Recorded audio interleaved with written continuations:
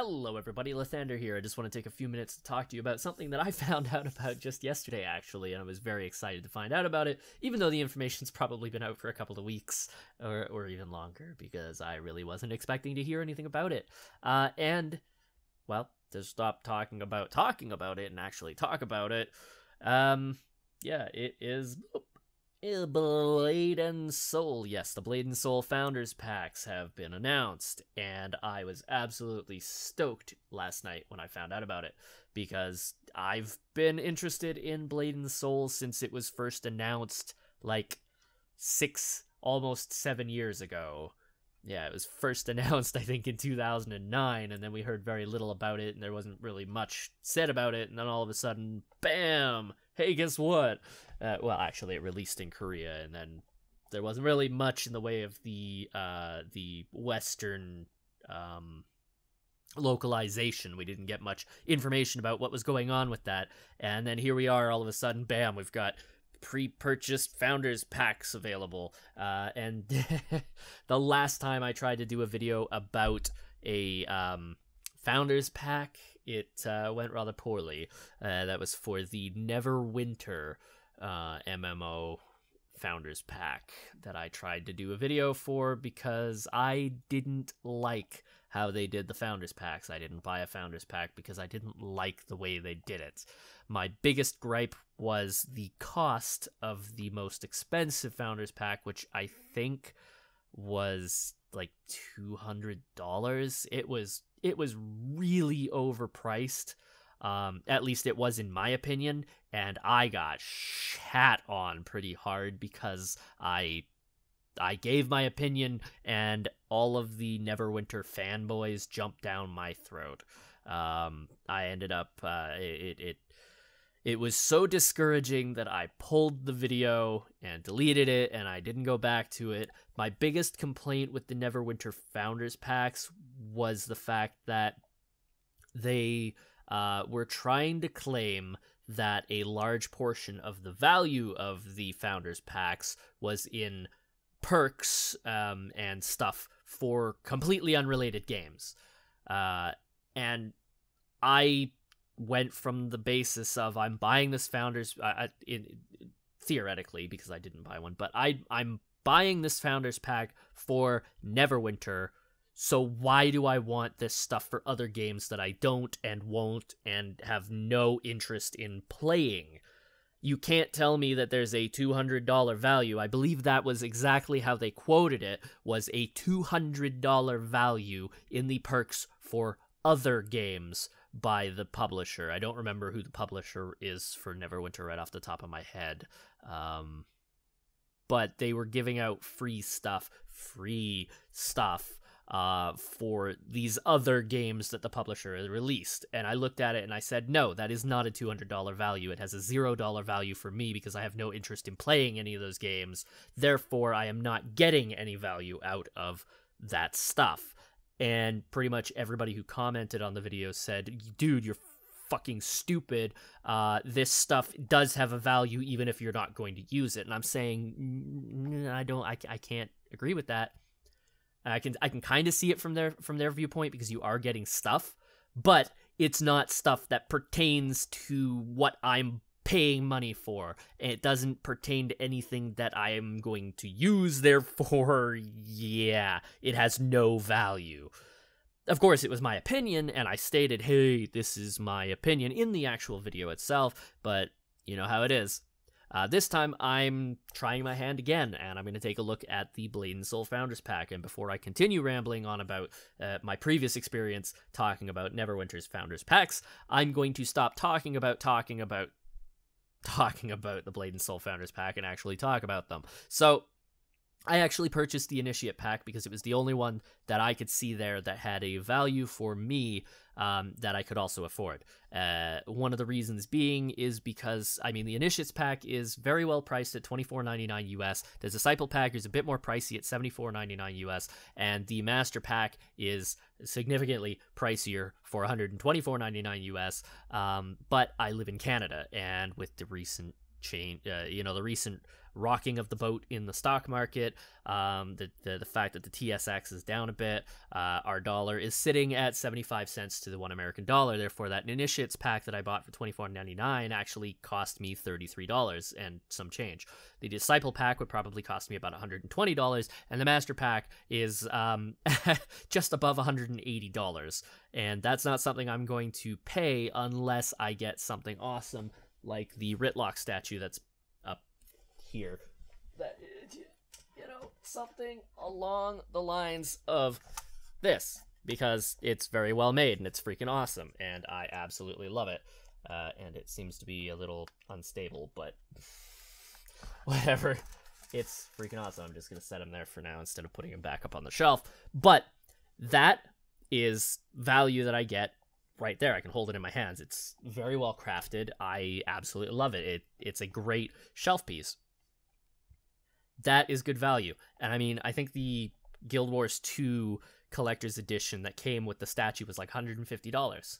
But that statue right there, I consider that well worth the money. That alone, because of the craftsmanship, the attention to detail, the quality of the statue, it's worth it. You get the game, which was, I think, $59.99, plus the statue, plus some other perks, like there was a very short audio CD. It had some of the best of tracks, basically, and a few other things in it for around $150. Compare that to the Final Fantasy 14 1.0, the original collector's edition, which I also bought. It was like $130 to $150, somewhere in that price range, which really didn't come with that much. I was very disappointed, and I felt kind of, I was so disappointed by that. Then I've got the Rift, the original Rift Founders Pack, Collector's Edition, which came with, I think, a mouse pad and a couple of other things, but really it was just the mouse pad that that I got that was physical. But my point is $150 for the Guild Wars 2 Collector's Edition, which came with a statue, versus $180 for a Master's Pack, which comes with a couple of costumes, some in-game currency, which the Collector's Edition, I think, came with a little bit, though I might be completely mistaken. Now that I think about it, I don't think it actually did come with any gems. It might have, it might not have, I can't remember, it's been 2 years. But the Initiative Pack, $33 for me, $24.99 US. You get access to all closed beta events. All 3 packs get closed beta access. This is the only way to get into the closed beta events. I don't know why that's such a big deal for so many people. I don't really care too much about closed beta events. I'll play them because I'll have access to them, and I'm really excited for this game, and I want to play it as soon as possible. But I don't understand why closed beta access is so important for so many people, because it's a bug testing period. The point of closed beta is to A, stress test the servers, and B, provide feedback to the developers. In this case, it's Team. Jeez, I can't remember the name. Team Bloodlust. It's no, you didn't see that. I totally did not cheat. Team Bloodlust, which is a subsidiary of NCSoft. NCSoft actually owns Team Bloodlust. At least that's my understanding of it, anyway. But it's the point of the closed beta tests is to A, stress test the servers, and B, provide feedback to NCSoft regarding balance, bugs, that sort of thing. It's not to get early access to the game. That's just a perk. The main point of it is to make sure that when the game releases, it releases smoothly, unlike every MMO release since always. I don't think I've seen one smooth MMO release. Arcade was pretty shit. World of Warcraft, the original release, was absolute shit. Every expansion for World of Warcraft has had a slew of issues. Diablo 3, which isn't technically an MMO, but is but at the time was required always online. Might still be, but I don't know, because I stopped playing it very, very quickly after I beat the game. Its launch was absolutely horrible. Rift's launch was horrible. The original Final Fantasy XIV 1.0 launch was horrible. The Realm Reborn launch was pretty terrible. The Heavensward launch was actually rather uneventful. There was a couple of days of not being able to log on, some crashing and disconnecting, a lot of really highly aggressive AFK booting, but for the most part, it was actually a relatively smooth launch compared to some of the other launches that I've been through. Guild Wars 2's launch was pretty terrible. So my point is that the point of the beta test is to hopefully help the game launch smoothly. Whether or not that's actually going to happen will definitely have to be seen. Moving on, the 3-day head start is definitely a perk. Being able to start playing the game 3 days earlier than the free-to-play players who aren't putting any money in, but are supporting the game with their actual time by putting time into the game. That is a completely viable way of supporting the game and the developers by actually playing the game. If nobody plays the game, then what was the point of making it? There's got to be somebody there to enjoy it. And out of those people who play the game, there are going to be some that enjoy the game so much that they put money into the cash shop. They pay for the premium subscription, whatever they actually call it in Blade and Soul. There are going to be people that decide every once in a while to put money down on the game. That's just how it works. That's how the free-to-play model works. Not freemium, because really the only benefits that you get from paying a subscription in this game is the acquisition of premium levels, which give you minor perks to, I believe, gold gain and XP gain, which really is just quality of life. It's not pay to win. You don't get any damage boosts. You don't get access to any gear or weapons that increase your damage or give you any real benefit over other people. It's just quality of your life. You level a little bit faster. You get a bit more in-game currency. There you go. So the 3-day head start is a nice bonus. The character titles, I really don't put any significant level of value into, mainly because they're titles. It's going to be something that's displayed underneath your character name. They're cool to have. Don't get me wrong. I collect titles in most of the games I play, and I'll definitely be doing, what is it, the Chaser of the Wind, Pursuer of the Wind. That's the title I'll be using because the other one's Founder, and Founder sounds boring. Pursuer of the Wind sounds freaking awesome, and the Disciple Pack and the Master Pack get a couple of other titles. Then again, like I said, the titles, I really don't put a lot of value into them. They're just kind of nice. The most of the value that I will be getting out of the Initiate Pack is in the premium points. The premium points, to my understanding, is something that is earned in-game by playing the game, whether you're paying or playing for free. You earn premium points as you play the game, and that can be used in the cash shop. There's basically two cash shops. You've got one for the N coin, which is your purchased with money premium currency. Then you've got premium points, which you earn in game, which can be used in a different cosmetic shop where you can buy costumes and skins and that sort of thing. That's going to be the most value I get out of the Initiates pack for $24.99. The Disciple Pack goes on a little bit further. You get a 30-day premium membership, which here we go.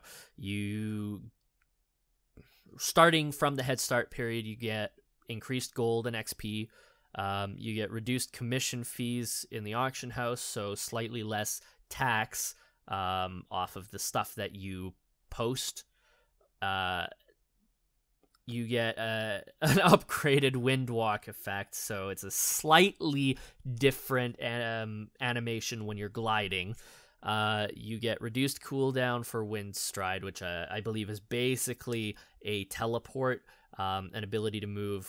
I don't know if it's going to work like a Hearthstone or if it's going to work more like Final Fantasy XIV's teleport system. It's going to be one or the other, or maybe something in between. I'm kind of expecting it to be like Hearthstone, but we don't know. But a reduced cooldown on that teleport.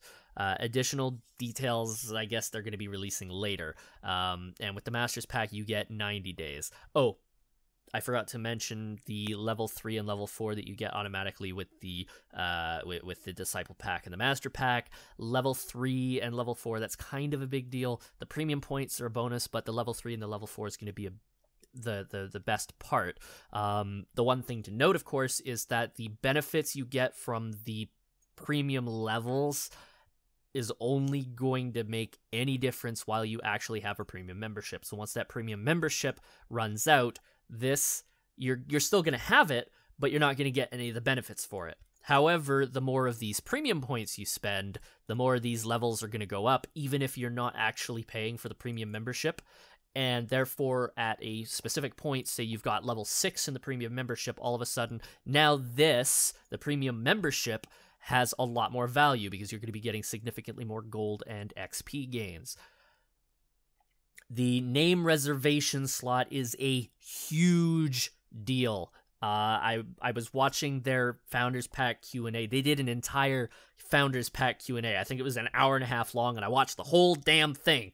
But the name reservation slot is a huge deal. There's going to be 2 universes, one for Europe and one for North America. And across these 2 universes, we're going to have a number of different servers that people can play on. But only one person can have any given name at any given time on any of the universes that they have. So if one person wants to have the name Sephiroth, because, you know, that name's going to be taken, or Cloud, or Naruto was the example that they used in the stream. Only one person gets it. Only one person can get XX Sephiroth XX. Only one person out of the who knows how many people are going to be playing the game. And that name reservation slot, that name reservation, starts from the 3-day head start. Actually, I believe there's going to be a reservation period that will be available before the head start starts. So for everybody else, once the head start begins, that's when they're going to get their names. The name reservation will be before the head start begins. So you can lock down that name. You can lock down Sephiroth X Cloud as soon as the name reservation slot becomes available. That is a huge deal.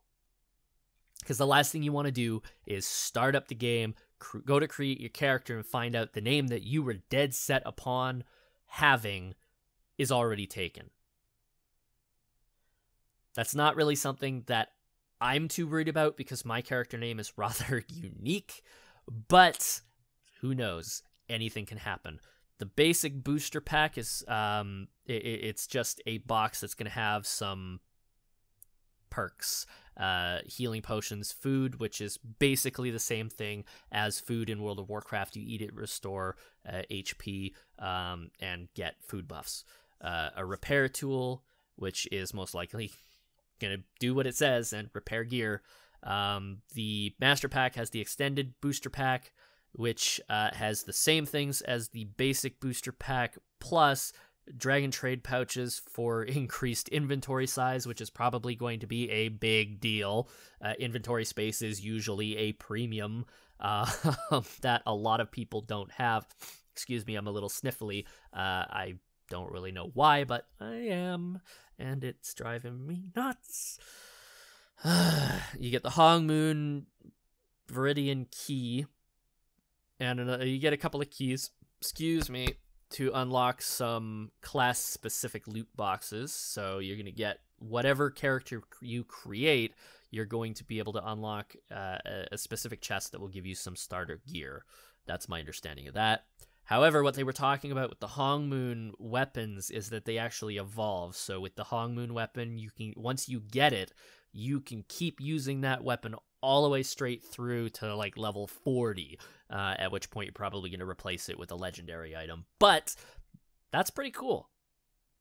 You get a character alteration value or 2 with the Masters Pack, so you can recustomize your character. That's pretty cool. 2 extra character slots on the Disciple and 5 on the Masters. That's also kind of a big deal for people like me who are altaholics and have to have as many characters as possible. Though I'll probably only run with one character because the Lin Summoner is about the only character class and race that I have any interest in playing. It just looks so freaking cool. But who knows? That might change. I might decide to play a Blade Master. I might decide to play a martial. What is it? A martial arts master or whatever they call the class. The extra character slots are going to be helpful for folks like that. Now we get into the big stuff, and that's the N coin. Now, if Guild Wars, I think they actually did a comparison to or a reference to Ion's in-game currency, but I never played, or not in-game, but premium currency. I never played Ion, so I don't know what the price or the value on the premium currency was. I played Guild Wars 2, and the premium currency was actually rather pricey, but the stuff that you could get with it made it a little more worth it. And it's not so much that the premium currency was pricey, it was just that the chunks that you could buy them in were kind of weird. Like, you couldn't buy $5 worth of gems. You had to get, I think it was 10, 25, 50 or $100 worth of gems. I'm just pulling those numbers right off the top of my head, but I seem to remember that is how the scaling went, and there was no in-betweens. You couldn't buy $5 or $2 worth of gems. Say you have 550 gems left, and what you want to get on the gem store is 600 gems. You can't just buy an extra 50 gems in order to buy that. No, you got to buy $10 worth of gems, which is like 800 in order to get that one item that was 50 gems away. So I don't know what the actual value on 2400 N coin is, but if we look at $10 for 800 gems, I'm pretty sure, I'm like 90% sure that is the actual dollar value to gems, was $10 for 800. If you actually look at that 2400 N coin, you're looking at a $30 value right there, and it's a $74.99 pack, so $30 of that right there is N coin. That's the way I look at it, because I'm comparing it directly to Guild Wars 2, which might not actually be the exact value, but that's my speculation, because we don't have more information to work on. That's how I'm comparing it. I'm just comparing it to the premium currency from Guild Wars 2, which is another NCSoft title. So that's like $30 worth of gems right there, which means that you're getting all this other stuff for like $44. That's not that bad. So you get the $24.99 value in the first three. You actually get a bit more than that because of the level 3, the automatic level 3 premium, the extra premium points, the 30-day membership, and the name reservation. That right there, I'd say, sure, that is totally worth the extra money, with the N coin included, because there are going to be some cosmetic items and skins and costumes and whatnot in the premium cash shop that aren't available in the you know what I mean by premium cash shop, the N coin shop, as opposed to the premium shop.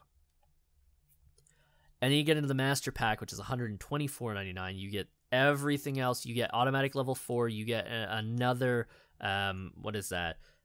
14,400 premium points. You get automatic level 4. You get 3 months of membership, which is probably going to be like $15 a month. So that right there is like $45 value. 2 name reservation slots. So if you are an altaholic, right there you can reserve 2 character names. You get the extended booster pack, which I mentioned before. You get 2 character alteration vouchers, so you can modify the way your character looks. You get 5 extra character slots as opposed to the 2 from the other one and the 0 from the initiate. You get 7,200 N coin, which is even better value than this. So that's like $45 right there, the premium membership, and that's like that's what, like another $60 value in N coin. So you're looking at around about an estimated $100 to $110 value just in the premium membership and the N coin. Then you also get 2 unique head costume items. You get a unique, I think it's 1 unique weapon skin, and you get 2 unique costumes. How's it? Or maybe you only get one unique head skin. You do get 2 costumes, and those are the 2 costumes. They actually look pretty cool. I have no interest in the cowboy costume, but the other costume looks pretty badass. Though I'm not gonna say that the cowboy costume looks bad. It actually looks pretty damn good in game. If you want to see how it actually looks in game, go check out the Founders Pack Q&A that you can find on YouTube. It actually looks really good. There's a lot of detail in the costume models. It's not just like a reskin or a really low. It's not a costume that has it. Or I should say, it is a costume that a lot of work has been put into to make it look nice in-game.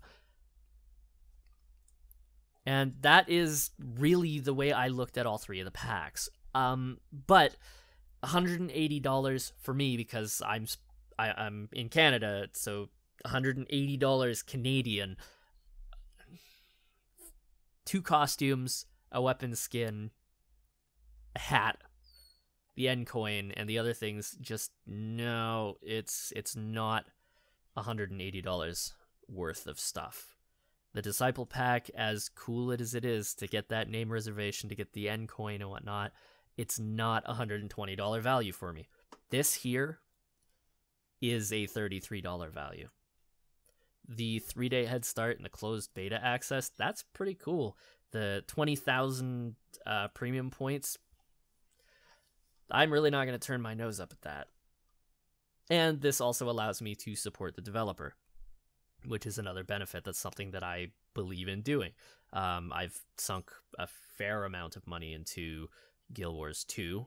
I've put a fair bit of money into Final Fantasy XIV. I've bought a number of things off the cash shop there. I've bought a few things from the Elder Scrolls Online cash shop. Are we noticing a trend? I bought some stuff off the Blizzard cash shop, even though it's a subscription game. I have no problem with supporting the developer. I have no problem supporting the publisher. It's just when I look at these things, I look at the value to me. And to me, the Disciple Pack and the Master Pack are great, but not only is it out of my price range, but it's also that the value just isn't there.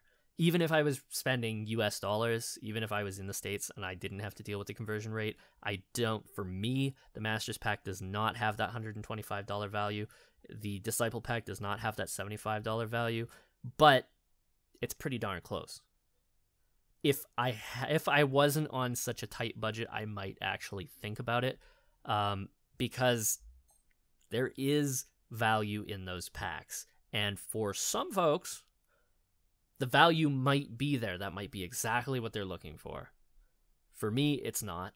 But I'm not going to say that the Master's Pack is not worth $125 US. I'm not going to say the Disciple Pack is not worth $75.99 US.